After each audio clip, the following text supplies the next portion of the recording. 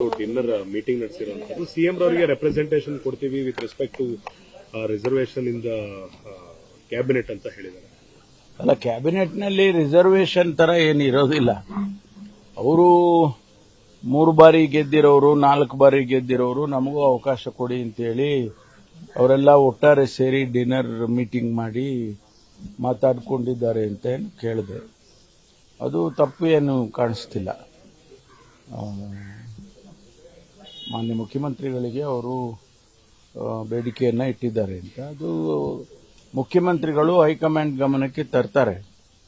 ಒಂದು ವೇಳೆ ರಿಷಫಲ್ ಮಾಡುವಾಗ ಅಥವಾ ಹೊಸದಾಗಿ ಕ್ಯಾಬಿನೆಟ್ ಮಾಡುವ ಸಂದರ್ಭಗಳು ಬಂದಾಗ ಅದನ್ನ ಮಾಡ್ತಾರೆ. ಅಲ್ಲ, ಬಹಳ ಒತ್ತಡ ಶುರುವಾಗಿದೆಯಲ್ಲ ಸರ್, ಯಾಕಂದ್ರೆ 2-3 ಬಾರಿ ಗೆದ್ದಿರೋರು ನಿನ್ನೆ ಕೂಡ ಅವರು ಮುಖ್ಯಮಂತ್ರಿಗಳನ್ನ ಭೇಟಿಯಾಗಿದ್ರು.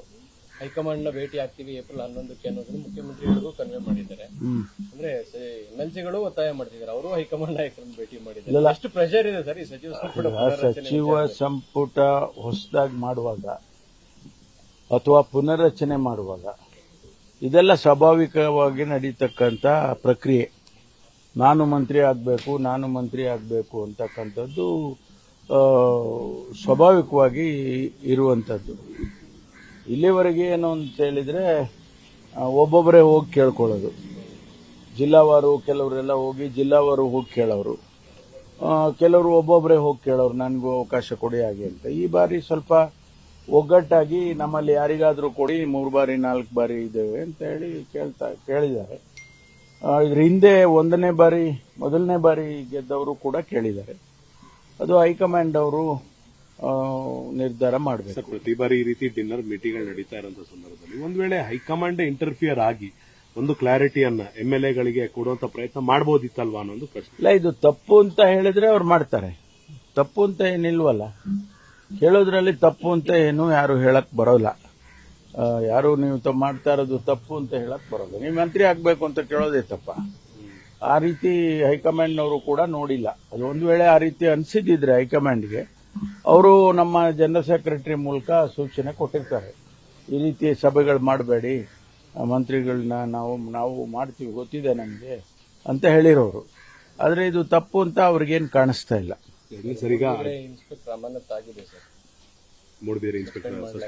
ವರದಿ ಕೇಳಿದ್ದೇನೆ, ವರದಿ ಕೊಡಿ, ಅವರು ಏನು ತಪ್ಪು ಮಾಡಿದ್ದಾರೆ ಏನು ಅಂತ ಹೇಳಿ. ಅವರು ಕೆಲವು ವಿಡಿಯೋಗಳೆಲ್ಲ ಬಂದಿದೆ ಅಂತ ಹೇಳಿ ಅವರಿಗೆ ಪ್ರಾಥಮಿಕವಾಗಿಯೂ ಸಸ್ಪೆಂಡ್ ಮಾಡಿದ್ದಾರೆ. ಮಾಡಿ ಎನ್ಕ್ವೈರಿ ಮಾಡ್ತಾರೆ. ಡಿಪಾರ್ಟ್ಮೆಂಟಲ್ ಎನ್ಕ್ವೈರಿ ಆಗುತ್ತೆ. ಅದರಲ್ಲಿ ಏನ್ ಬರುತ್ತೆ ಅದ್ರ ಮೇಲೆ ಕ್ರಮಗಳಾಗ್ತವೆ. ಈಗ ಅಧಿಕಾರಿಗಳು ಉತ್ತರವನ್ನ ಕೊಡೋದಕ್ಕೆ ಈಗ ಅಧಿವೇಶನದಲ್ಲಿ ಮೊನ್ನೆ ನಾವೇ ನೋಡಿದ್ವಿ, ಸ್ಪೀಕರ್ ಅವರು ಎದ್ದು ಹೋದ್ರು ಬೇಸರ ಮಾಡಿಕೊಂಡು. ಈ ಹಿಂದೆ ಕೂಡ ನಡೆದಿರಲಿಲ್ಲ. ಅಧಿಕಾರಿಗಳ ನಿರ್ಲಕ್ಷ್ಯತನ ಈಗ ಕಾಣ್ತಾ ಇದೆಯಾ? ಸಿಎಂ ರವರೇ ಪತ್ರ ಬರೆದು ರಿಕ್ವೆಸ್ಟ್ ಮಾಡೋ ತರ ಆಗಿದೆಯಾ?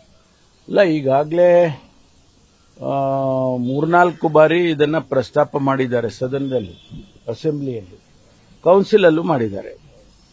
ಮೊನ್ನೆ ನಾನೇ ಉತ್ತರ ಕೊಡುವಾಗ 225 ಪ್ರಶ್ನೆಗೆ ಬರೀ 84 ಪ್ರಶ್ನೆಗಳಿಗೆ ಉತ್ತರ ಕೊಟ್ಟಿದ್ದು ಅಂತ ಹೇಳುವಾಗ ಸ್ವಾಭಾವಿಕವಾಗಿ ವಿರೋಧ ಪಕ್ಷದ ನಾಯಕರು, ಸದಸ್ಯರುಗಳು ಸ್ವಲ್ಪ ಪ್ರಸ್ತಾಪ ಮಾಡಿ ಅವರ ಬೇಸರವನ್ನು ವ್ಯಕ್ತ ಮಾಡಿದರು.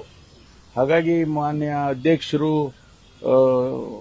ಸಭಾಧ್ಯಕ್ಷರು ಸ್ವಲ್ಪ ಬೇಸರ ಮಾಡಿಕೊಂಡು ಅವರು ಈ ರೀತಿ ಆದರೆ ಸರಿ ಹೋಗೋದಿಲ್ಲ ಅಂತೇಳಿ ಸದನವನ್ನು ಮುಂದೂಡಿ ಆನಂತರ ಮುಖ್ಯಮಂತ್ರಿಗಳು ಮತ್ತು ನಾವೆಲ್ಲರೂ ಕೂತ್ಕೊಂಡು ಮಾತಾಡಿ ವಿರೋಧ ಪಕ್ಷದ ನಾಯಕರು ಎಲ್ಲ ಚೀಫ್ ಸೆಕ್ರೆಟರಿ ಅವ್ರನ್ನ ಕರೆಸಿ ಪ್ರತಿಯೊಬ್ಬ ಕಾರ್ಯದರ್ಶಿಗಳಿಗೂ ಕೂಡ ಸೂಚನೆ ಕೊಡಬೇಕು, ನೋಟಿಸ್ ಕೊಡಬೇಕು, ಈ ರೀತಿ ಆಗಬಾರದು ಅಂತ. ಒಂದು ವೇಳೆ ಮುಂದುವರೆದ್ರೆ ಅವ್ರನ್ನ ಸಸ್ಪೆಂಡ್ ಮಾಡಿ ಅಂತ ಕೂಡ ಚೀಫ್ ಸೆಕ್ರೆಟರಿ ಅವರಿಗೆ ಮುಖ್ಯಮಂತ್ರಿಗಳು ಹೇಳಿದರು.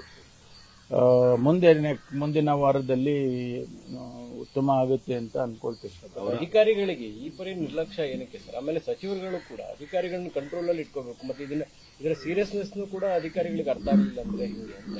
ಇದು ಯಾವ ಹಂತದಲ್ಲಿ ಅದು ನಿಂತಿದೆ, ಉತ್ತರಗಳು ನಿಂತೋಗುತ್ತೆ, ಅದನ್ನ ನೋಡಬೇಕು. ಯಾಕಂದ್ರೆ ಈಗ ನಾವೆಲ್ಲ ರುಜು ಮಾಡಿ ಕಳಿಸ್ಬಿಡ್ತೀವಿ. ಕಳಿಸಿದ ಮೇಲೆ ಸೆಕ್ರೆಟರಿಯೇಟ್ಗೆ ಹೋದಾಗ ಅಲ್ಲಿ ಸ್ಕ್ರೀನಿಂಗ್ ಆಗಿ ಅಲ್ಲಿ ಅವರೆಲ್ಲ ಸದನದಲ್ಲಿ ಸದಸ್ಯರಿಗೆ ಕೊಡಬೇಕಾದಂಥದ್ದು ಅವ್ರದ್ದು. ಕೆಲವು ಸಂದರ್ಭ ಅಲ್ಲೂ ಕೂಡ ಡಿಲೇ ಆಗುತ್ತೆ. ಅದಕ್ಕೆ ಈಗ ಸ್ಪೀಕರ್ ಅವರು ಇದೆಲ್ಲವನ್ನು ಒಟ್ಟಾರೆ ನೋಡಿ ಎಲ್ಲಿ ಇದು ತೊಂದರೆ ಆಗ್ತಾ ಇದೆ ಅಂತ ಹೇಳಿದ್ದಾರೆ. ಅದಾದ್ಮೇಲೆ ನೋಡೋಣ. ಅಲ್ಲ, ಈ ಲೀಡರ್ಶಿಪ್ ಫೈಟು, ಈ ಸಿಎಂ ಚೇಂಜ್, ಈ ವಿಚಾರಗಳೇನಾದ್ರೂ ಆಡಳಿತದ ಮೇಲೆ ಪರಿಣಾಮ ಬೀರ್ತದೆ? ಅದಕ್ಕೂ ಇದಕ್ಕೂ ಸಂಬಂಧ ನೋಡಿ, ಅದಕ್ಕೂ ಇದಕ್ಕೂ ಸಂಬಂಧನೇ ಇಲ್ಲ. ಸೆಕ್ರೆಟರಿಗಳು ಅವರವರ ಜವಾಬ್ದಾರಿಯನ್ನ ಮಾಡಬೇಕು. ಒಂದು ಪ್ರಶ್ನೆ ಅಂದ್ರೆ 15 ದಿವಸ ಮುಂಚೆನೆ ಪ್ರಶ್ನೆ ಕೊಡಿ ಅಂತ ಹೇಳಿರ್ತಾರೆ. 15 ದಿವಸಕ್ಕೆ ಮುಂಚೆ ನಿಮ್ಗೆ ಪ್ರಶ್ನೆಗಳು ಬಂದಾಗ ಅದಕ್ಕೆ ಉತ್ತರ ರೆಡಿ ಮಾಡಿ ಕೊಡೋದಕ್ಕೆ 15 ಡೇಸ್ ಇರುತ್ತೆ. ಅದನ್ನ ಮಾಡಿ ಸೆಕ್ರೆಟರಿಗಳು ಮಾಡಿ ಕೊಡಬೇಕು. ಅಲ್ಲಿಂದ ಕೊಟ್ಟು ಸೆಕ್ರೆಟರಿಯೇಟ್ ಲೆಜಿಸ್ಲೇಚರ್ ಸೆಕ್ರೆಟರಿಯೇಟ್ಗೆ ಬಂದ್ಮೇಲೆ ಅವರು ಅದನ್ನ ಪ್ರಿಂಟ್ ಮಾಡಿ ಸದನಕ್ಕೆ ಕೊಡಬೇಕಾಗ್ತದೆ. 2-3 ಹಂತದಲ್ಲಿ ಇರೋದ್ರಿಂದ ಅದು ಎಲ್ಲೋ ಒಂದು ಕಡೆ ಅದು ನಿಧಾನ ಆಗಿದೆ ಅನ್ನುವಂಥದ್ದು, ಅದನ್ನ ಸರಿಪಡಿಸ್ತೇವೆ. So now that the 45 MLAs have met previous night for the dinner and they are demanding a position in the cabinet, how do you see this? No, nothing wrong in it. Aspirations, every MLA feels that he should become a minister. At least 2 times, 3 times. Such senior MLAs getting together and asking for a position in the ministry, I don't think it's wrong. And High Command, if it feels that it is wrong, definitely the General Secretary would have asked the Chief Minister not to allow this. So for the first time in the last 15-20 years, the Speaker had to walk out of the Assembly because of the questions unanswered. And even he has mentioned on various notes that the ministers haven't been present, the officials aren't being present. How do you see this, sir? Because the CM and the CS have written a letter themselves. No, Speaker pointed out this. In fact, the opposition leader pointed out this nearly 2 to 3 times. And the Speaker was upset naturally because, the answers were not coming.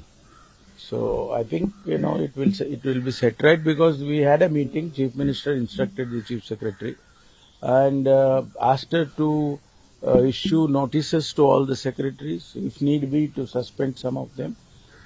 All this has happened. Hopefully by next week everything will be all right. Sir, is the chaos between the DCM and the CM giving a result to these officials that they are unable to answer in the Assembly? No, I don't think so. There is absolutely no relationship between that and what is happening on the floor of the House. Everybody, all the secretaries have to, give the answers well in advance. The questions are, reaching the offices 15 days in advance. Despite knowing their designation and what they have to dispose of, they aren't doing this. What strict action will be initiated against? No, see, already Chief Minister has instructed the Chief Secretary, to look into the matter and see that which secretary is not, sending the answers. So that is being, discussed and it will be set right. With respect to the Modbidre incident, the inspector has been suspended as of now, sir. Yes, preliminary, findings saw that he is at fault.